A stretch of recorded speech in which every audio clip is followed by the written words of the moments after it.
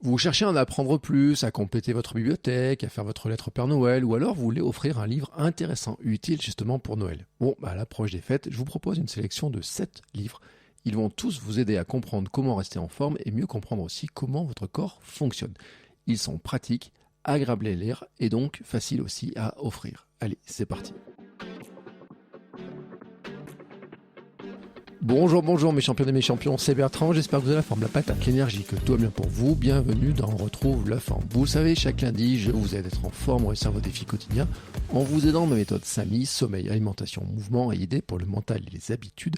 Et si vous voulez en savoir plus sur la méthode, regardez dans la description de l'épisode, il y a un lien vers des fiches gratuites qui vous expliquent tout.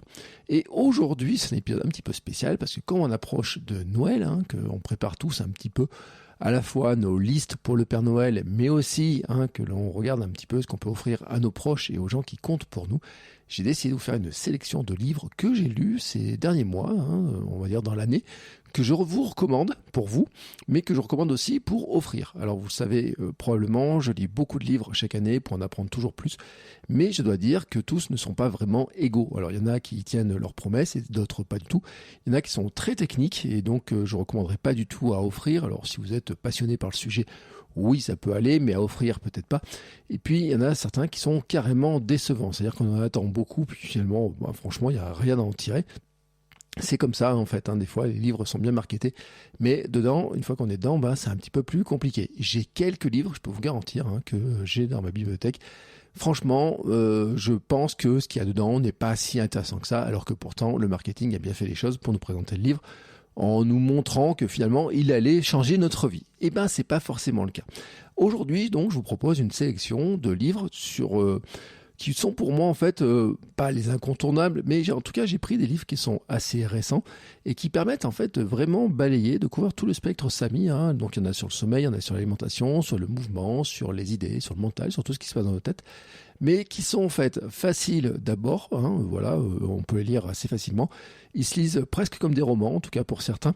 Ça vous permet d'avoir différents niveaux de lecture, et puis même vous allez voir que le dernier, c'est vraiment un livre qui va un petit peu plus loin et qui est à réserver, je pense, pour ceux qui sont plus curieux, vraiment plus curieux. Mais je trouve que dedans, il y a quelque chose qui est vraiment intéressant parce que quand j'ai commencé à le lire, j'avoue, j'ai eu du mal à m'arrêter parce qu'il est vraiment écrit d'une manière, on a envie de tourner les pages. On a envie de savoir ce qui va se passer. Franchement, je peux vous garantir que sous son abord technique, comme ça en apparence, on a envie de savoir ce qui va se passer, enfin en tout cas ce qui va être raconté après, parce que ce n'est pas une histoire, c'est un livre sur notre corps, vous allez comprendre pourquoi. Donc aujourd'hui, j'ai fait une sélection de 7 livres, et donc je vous l'ai dit, normalement j'ai pris des livres plutôt récents, sauf le premier. Et pourquoi le premier il n'est pas récent ? Parce que je pense qu'en fait on n'a pas fait mieux depuis ce premier livre-là sur le sujet, c'est Pourquoi nous dormons du Dr Matthew Walker, qui est pour moi le grand classique, qui existe même en poche, donc franchement ça coûte pas très cher, même si les poches ont augmenté. Et en fait, je n'ai pas de livre plus intéressant et plus complet sur le sujet. C'est-à-dire que quelque part, en fait, c'est pour moi, vous voyez, vous mettez un livre un peu référence, et ce qui est assez intéressant, c'est qu'il y a beaucoup de gens qui parlent de sommeil et quasiment tout le monde se réfère à ce livre-là parce que c'est pour moi le livre le plus complet sur le sujet. Alors je dis pas qu'il n'y en a pas d'autres, mais vraiment c'est pour moi le livre le plus complet sur le sujet. Bon nombre de personnes qui l'ont lu ont eu un déclic sur l'importance du sommeil après l'avoir lu. Et dedans, il y a des informations qui sont un peu techniques, mais il y a aussi des informations pratiques, il y a des règles aussi à appliquer, il y a beaucoup d'éléments. Et je pense que vous allez vraiment découvrir votre sommeil d'une manière totalement différente. Et c'est ça qui est intéressant, parce que le sommeil, en fait, comme l'explique très bien le Dr Matthew Walker, a été complètement inconnu, donc on l'a totalement délaissé. Il a même été beaucoup grignoté par d'autres activités. Et pourtant, en fait, c'est une merveille de la nature, en fait. Si tous les animaux dorment, il y a bien une raison. Si nous dormons, il y a bien une raison. Et le fait de ne pas dormir, vous allez comprendre, en fait, quels sont les impacts du manque de sommeil. Et aussi comment, une fois qu'on a compris, comment on peut changer un petit peu de vision sur le sommeil. Le deuxième livre, c'est le livre « Remettez du bon sens dans votre assiette, 41 préjugés déconstruits par un nutritionniste » signé Anthony Berthoud. Alors Anthony Berthoud, je l'ai reçu, je pense, dans 3 épisodes de Kilomètre 42 ou surtout de Sport et Nutrition, dont il y a eu un épisode vraiment dédié sur ce livre-là. Et en fait, j'ai fait aussi un épisode avec Anthony Berthoud sur le livre qui avait un petit peu lancé la série qui s'appelle « Du bon sens dans notre assiette », qui expliquait la grande logique en fait. Pourquoi c'est important de se questionner sur ce qu'on mange, comment on mange, les modes de production, les protéines, etc. Qui est un livre qui est vraiment très intéressant. mais qui peut-être n'est pas si simple que ça à lire pour des personnes qui veulent pas creuser le sujet, parce que déjà il est une épaisseur. Alors c'est pas le plus épais parce qu'il y a un livre qui est encore beaucoup plus épais que ça sur le sujet. Il est facile à lire, du bon sens dans notre assiette, mais peut-être qu'il peut faire peur à certaines personnes parce que bon, il faudra creuser un petit peu le sujet. Ce qui est intéressant avec ce livre-là qui est sorti cette année en fait, qui s'appelle donc Remettez du bon sens dans notre assiette. Alors je précise que toutes les références des livres sont dans les notes de l'épisode, donc vous pouvez cliquer sur les liens, vous aurez toutes les références. C'est que là, en fait, il est parti de grands préjugés, mais vraiment des préjugés que vous entendez partout, vous voyez sur les réseaux sociaux, que vous allez entendre dans les discussions, dans les repas de fête aussi, sur le café, sur le vinaigre, sur il faut manger des protéines à telle heure, il ne faut pas en manger trop, il faut faire ci, il faut faire ça, etc. Vous voyez, toutes ces questions-là qui affolent un petit peu tout le monde et qui créent d'ailleurs des grands débats dans les discussions que vous avez entre collègues, entre amis et puis avec la famille.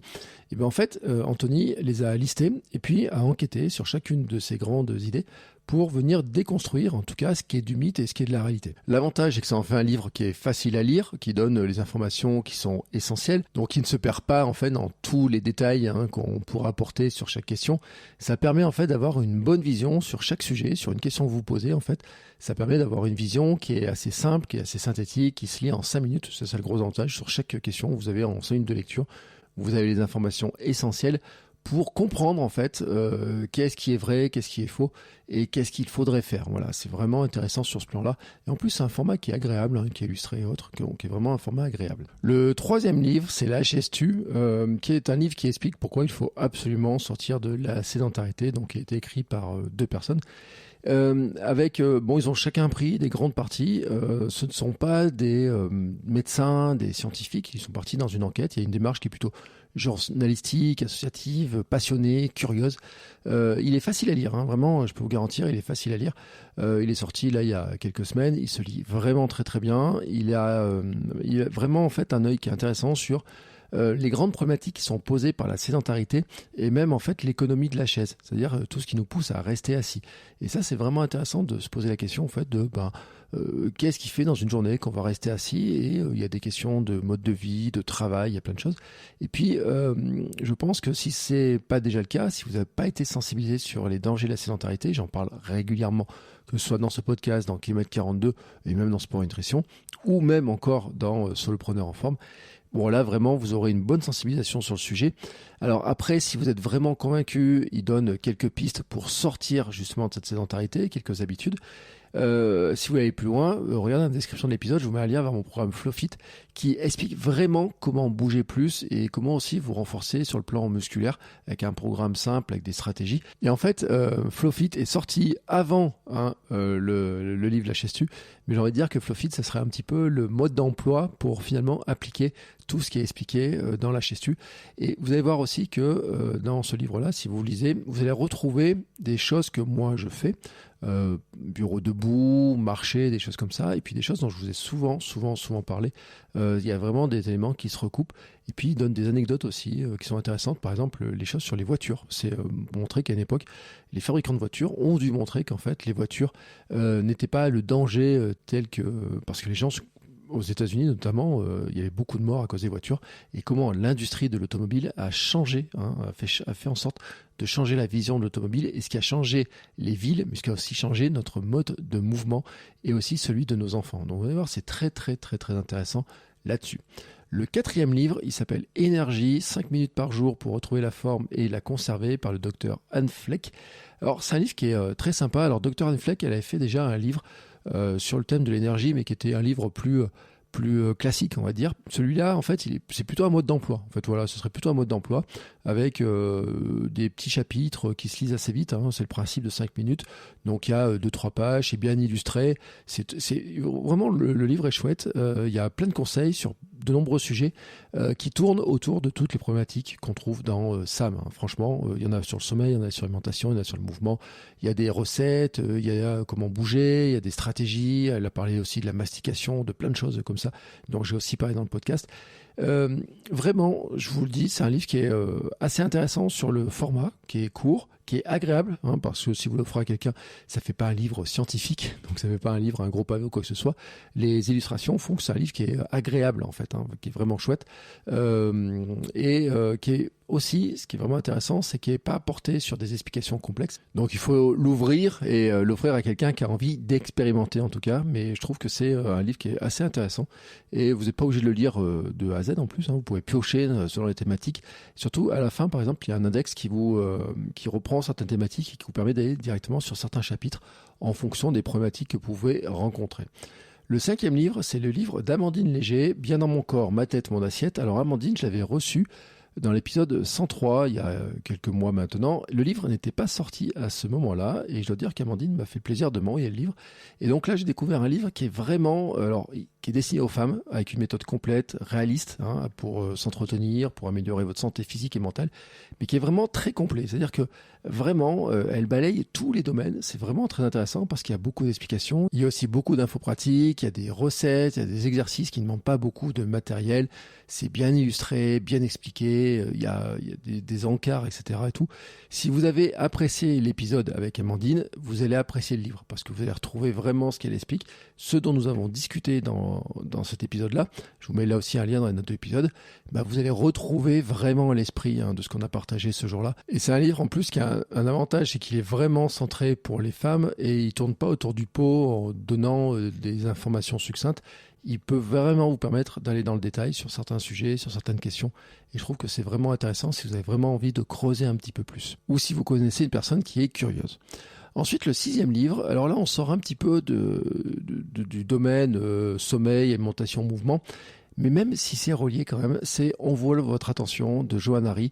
Alors, On vole votre attention, pour moi, c'est le gros coup de cœur. Alors, j'aurais pu mettre aussi, et d'ailleurs, je mettrai aussi dans un autre épisode, le livre Respirer de James Nestor sur la respiration, qui pour moi est une enquête qui est incroyable, qui explique tellement de choses, y compris d'ailleurs sur la mastication, et je l'ai souvent cité, sur la respiration, sur pourquoi en fait, notre respiration, elle est vraiment liée en fait à comment on se sent, à notre énergie, mais en fait, elle est aussi liée à comment on mange, l'évolution de la société. Enfin, il y a vraiment beaucoup d'éléments qui jouent. Donc, le livre est très intéressant aussi.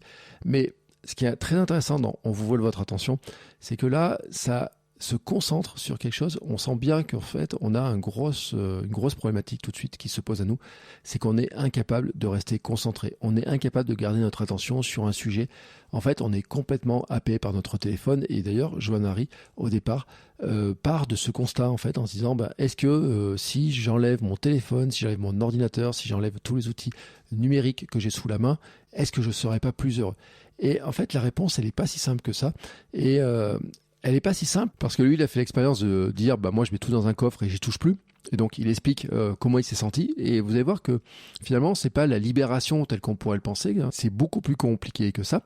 Mais en fait, il montre aussi que on peut s'en séparer peut-être pendant quelques temps, mais que c'est compliqué de s'en séparer tout le temps. Dans votre travail, vous avez probablement besoin d'un ordinateur, de votre téléphone, et que il y a des forces importantes économiques, notamment par les géants de la tech, qui nous poussent en fait, qui ont des stratégies pour qu'on ait toujours envie de regarder nos téléphones, regarder les réseaux sociaux.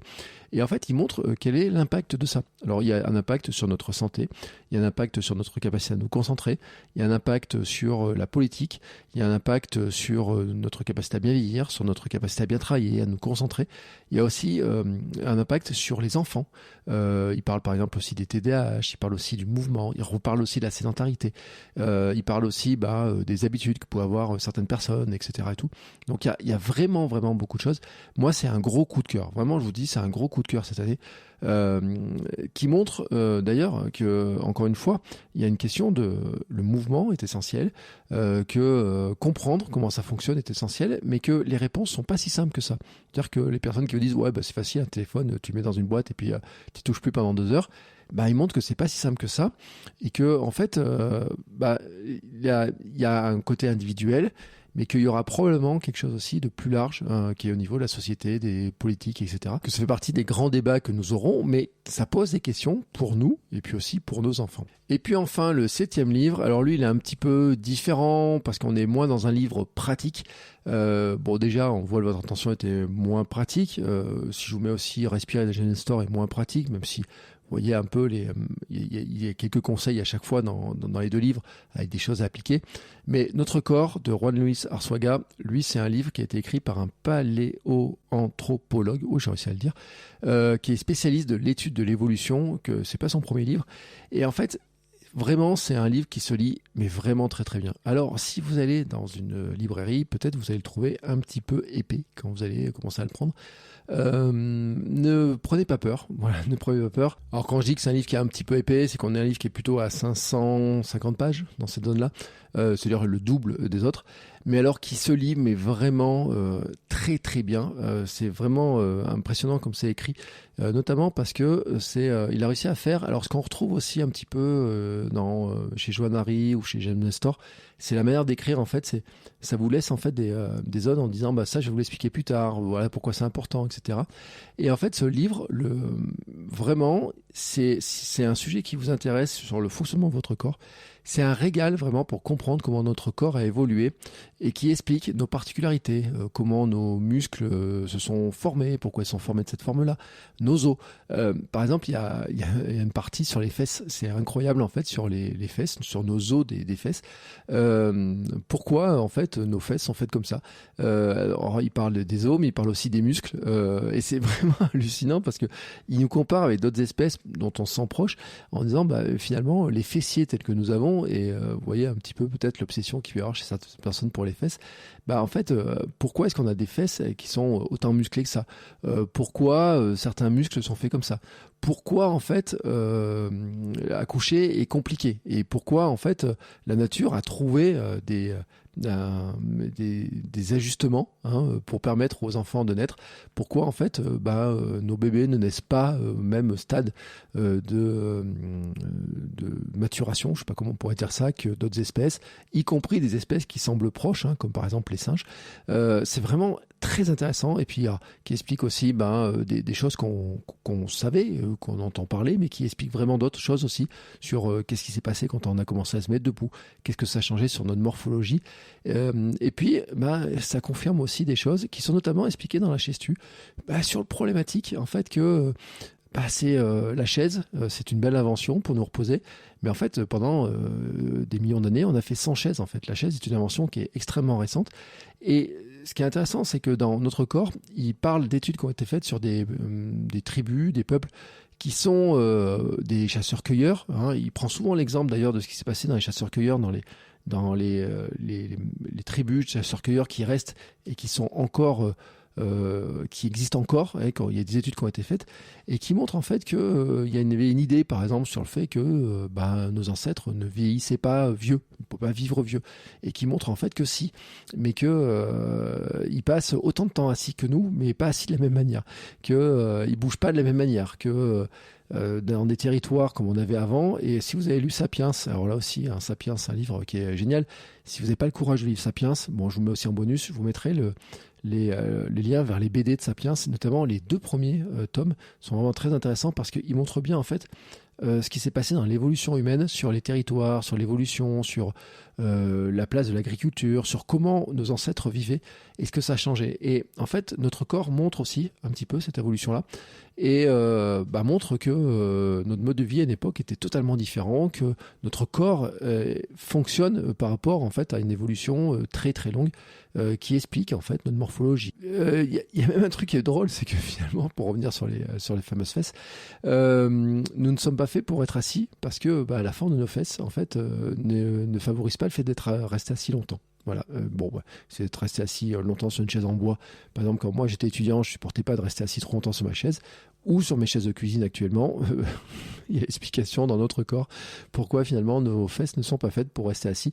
Et bizarrement, il y a des espèces qui auraient peut-être des fesses plus faites pour rester assis longtemps, mais qui ne le font pas parce que eux, ils n'ont pas de chaise. Voilà, c'est assez drôle, c'est assez marrant, c'est extrêmement bien écrit. Et si vous posez des questions sur le fonctionnement du corps, sur vous voulez comprendre, parce qu'il il explique les muscles, il explique le fonctionnement des articulations, mais d'une manière très simple en fait. C'est pas des planches d'anatomie, c'est pas en fait un récit de tous les os, comment ils fonctionnent, comment tout est imbriqué, il faut connaître par cœur le squelette. Non, mais vraiment pas du tout. C'est vraiment beaucoup plus simple, c'est vraiment très très très très intéressant. Puis des fois en plus, il y a des petites pointes, par exemple, il y a un moment, il y a une page, si vous voulez savoir à quoi ressemble un os ou une partie du corps, il vous dit d'aller voir dans Grey's Anatomy, parce que dans Grey's Anatomy, ils l'ont montré. Donc voilà, il y a des petits clins d'œil comme ça. Il y a beaucoup de clins d'œil qui sont très très très humoristiques, qui sont vraiment très intéressants, et c'est pour ça que je vous le recommande. Donc, si je fais le bilan en fait de cet épisode, je vais refaire la liste des livres, comme ça vous aurez un bilan. Pourquoi nous dormons, incontournable. Remettez du bon sens dans votre assiette, 41 préjugés déconstruits par un nutritionniste, vraiment là aussi incontournable. La Chestu, incontournable. Énergie 5 minutes par jour, là c'est si vous avez un côté un peu plus envie de tester, envie d'expérimenter des choses, mais vraiment très intéressant. Amandine Léger, bien dans mon corps, ma tête, mon assiette, là aussi c'est vraiment, alors il est destiné aux femmes et vraiment il est rempli d'informations, c'est vraiment très intéressant. On vole votre attention, Johanna Ry, là, qui est pour moi le grand coup de cœur de l'année. Notre corps, qui a un grand coup de cœur aussi. Et puis, bien sûr, je vous l'ai dit, vous pouvez rajouter Sapiens, tome 1, tome 2. Et puis, Respirer de James Nestor. Je vous mets tous les liens dans les notes de l'épisode. Voilà, j'espère que vous prendrez autant de plaisir à lire ces livres que moi, j'ai pris de plaisir à les lire et à vous les faire découvrir. N'hésitez pas, si vous avez d'autres livres à me faire découvrir, je suis toujours preneur. Donc, vous pouvez m'envoyer un petit message, notamment sur mon compte Instagram, @BertrandSoulier. Et puis, on se retrouve la semaine prochaine pour un nouvel épisode de Retrouve la forme, et puis bien entendu toute la semaine dans mes autres podcasts. Je vous souhaite une très très belle journée, une très très belle semaine, et je vous dis à très très vite. Ciao ciao mes champions et mes champions.